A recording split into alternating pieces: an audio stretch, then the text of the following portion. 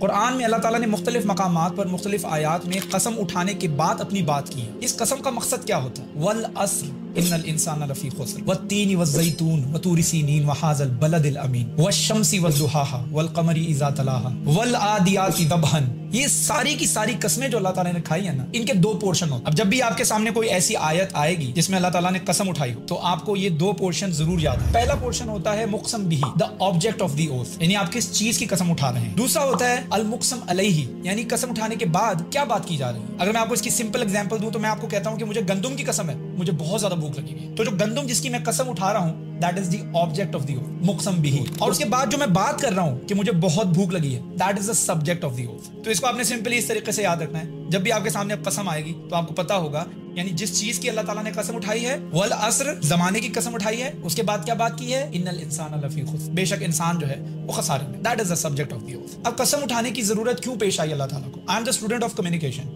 मैं आपको इसको कम्युनिकेशन के जरिए बताने की कोशिश करता हूँ। एक स्पीकर है, लेकिन बात करते वक्त या स्पीच देते वक्त उसको ऐसा महसूस हो रहा है that people are not interested और people are not trusting me, so this is the only reason कि उसको कसम उठानी पड़ती है। यानी मैं आपको कहता हूँ कि तुम्हारे पीछे दरवाजा खुला हुआ, आप कहते हैं you're joking, you're kidding me, और आप पीछे पलट के नहीं देखते हैं। फिर मुझे क्या करना पड़ता है? मुझे कसम उठानी पड़ती है। वल्लाही I swear तुम्हारे पीछे दरवाजा खुला हुआ है। अब मेरी स्पीच के अंदर क्या चीज ऐड हो गई?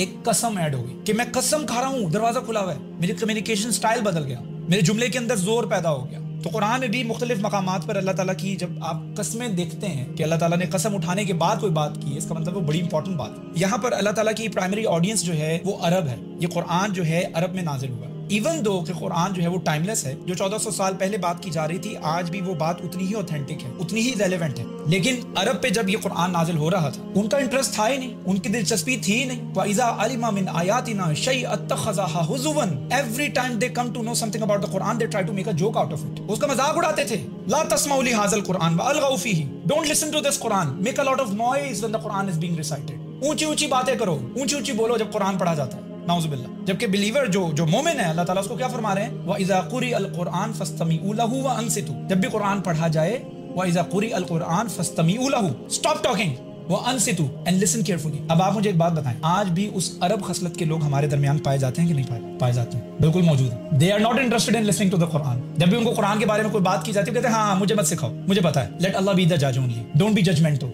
मुझे कुरान मत सिखाओ, मुझे मत बताओ, मुझे पता है। तो ऐसे लोगों के लिए अल्लाह ताला ने कसमें उठाई। कसम उठाऊंगा तो शायद मेरी बात सुन ले। वल अस्र, वो जमाना जो तुम्हारे हाथ से निकल रहा है, तुम खसारे में, वक्त तुम्हारे हाथ से निकल। अब यहाँ पर एक और बात नोट कीजिएगा कि जब भी कसम उठाई गई है ना अल्लाह ताला की तरफ से, तो object of the oath has something to do with the subject of the oath. उसका कुछ ना कुछ रिलेशन और ताल्लुक होता है। यानी जमाने की कसम उठाने के बाद फरमाया अल्लाह ताला ने कि तुम खसारे में हो, इंसान खसारे में, यानी वो जमाना, वो वक्त, वो टाइम जो तुम्हारे हाथ से निकल रहा है। अभी मैं वीडियो रिकॉर्ड कर रहा हूँ, ये जमाना चला गया, ये अब माजी का हिस्सा बन गया। ये एक एक मिनट, एक एक सेकंड जो गुजर रहा है, ये माजी का हिस्सा बनता चला जा रहा है, ये मेरे हाथ से निकलता जा रहा है, ये दोबारा नहीं आएगा। It's not gonna come again. So this time that you have and this time that I have is the time to repent, is the time to make तौबा, is the time to make इस्तिग़फ़ार, is the time to remember Allah, is the time to listen to the Quran, is the time to understand the Quran. This is the high time. वल अस्र, तुम्हारे हाथ से जमाना निकल रहा है, उसकी कसम खाई जा रही है। और जहां पे भी अल्लाह ताला ने कसम उठाई, किसी भी चीज की कसम उठाई, उससे रेलेवेंट आगे बात की है। The object of the oath is connected to the subject of the oath. Wow, this is so beautiful. Minuscule things,